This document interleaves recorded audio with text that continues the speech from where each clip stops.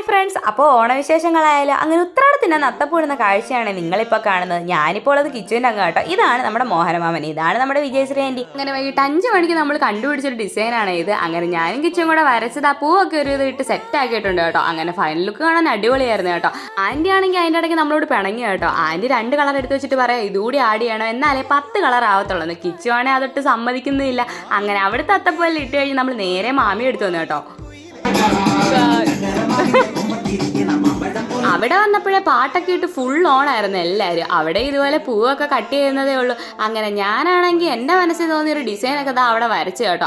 അങ്ങനെ നമ്മൾ എല്ലാവരും ഇത് അത്തപ്പൂ ഇടുക കേട്ടോ. അങ്ങനെ അവസാനം പൂക്കളൊക്കെ ഇട്ട് വന്നപ്പോഴത്തേക്കും മഞ്ഞ കളർ ഇങ്ങനെ എടുത്തറിയുന്നുണ്ടായിരുന്നു. കാരണം അതായിരുന്നു ഒത്തിരി പൂ കിട്ടിയത്. അങ്ങനെ അത്തപ്പൂ ഇട്ട് കഴിഞ്ഞ് നമ്മളെല്ലാവരും ഇതാ പടക്കമൊക്കെ പൊട്ടിക്കുക കേട്ടോ. അങ്ങനെ പടക്കമൊക്കെ പൊട്ടി ഇക്കൊല്ലത്തെ ഓണം നമ്മൾ ആഘോഷിച്ചു കേട്ടോ. തിരുവോണത്തിൻ്റെതായിട്ട് ഞാൻ വീഡിയോസ് ഒന്നും എടുത്തിട്ടില്ല. അപ്പോൾ ഇതൊക്കെയാണ് നമ്മുടെ ഇക്കൊല്ലത്തെ ഓണാഘോഷങ്ങൾ. അപ്പോൾ ബൈ ഫ്രണ്ട്സ്.